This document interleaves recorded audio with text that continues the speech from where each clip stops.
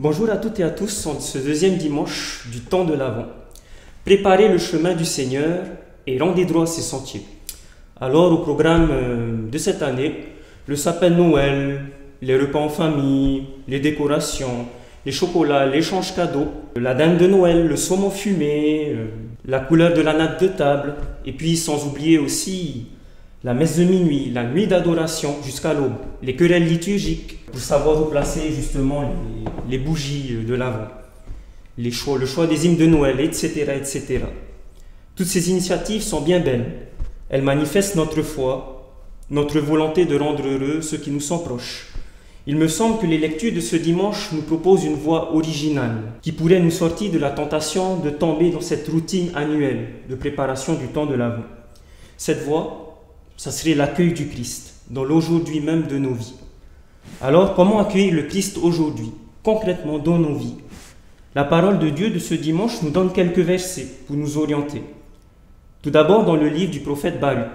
« Quitte ta robe de tristesse et de misère, et revêt la parure de la gloire de Dieu pour toujours. » Puis dans la lettre de saint Paul apôtre aux Philippiens, « Que votre amour vous fasse progresser de plus en plus dans la pleine connaissance et en toute clairvoyance pour discerner ce qui est important. » Voilà, accueillir le Christ, c'est accueillir cette joie de se savoir aimé du Père.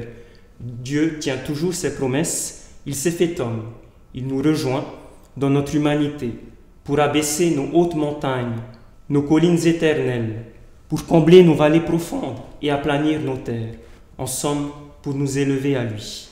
Et puis, dans cette joie reçue de Christ, découle l'acte d'amour, cette réponse de foi authentique qui, à la manière des Philippiens, nous dit saint Paul dans la deuxième lecture, opère un changement radical dans nos cœurs, qui nous font progresser dans la connaissance pour discerner ce qui est important. Nous l'avons compris, ce qui est important, c'est l'accueil du Christ, sans cesse renouvelé, qui produit en nous la conversion véritable. Pour continuer ce chemin de l'Avent cette semaine, je vous propose un petit défi qui se place un peu dans la continuité de celui de dimanche dernier. Comment puis-je accueillir le Christ dans ma vie de famille, à l'école, au séminaire, au travail, dans mon quotidien? Je vous propose de se dessaisir de petites choses au quotidien. Faire de la place dans nos cœurs, c'est ça. Accueillir, c'est se vider pour se laisser remplir de la présence du Christ.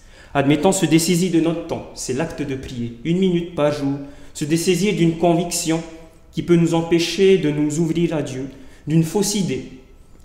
En ouvrant nos cœurs pour accueillir le Christ, en cultivant cette chaîne d'amour reçue de lui, je crois en toute modestie, comme nous dit le dernier verset de l'évangile de ce dimanche, « Et tout être vivant verra le salut de Dieu. »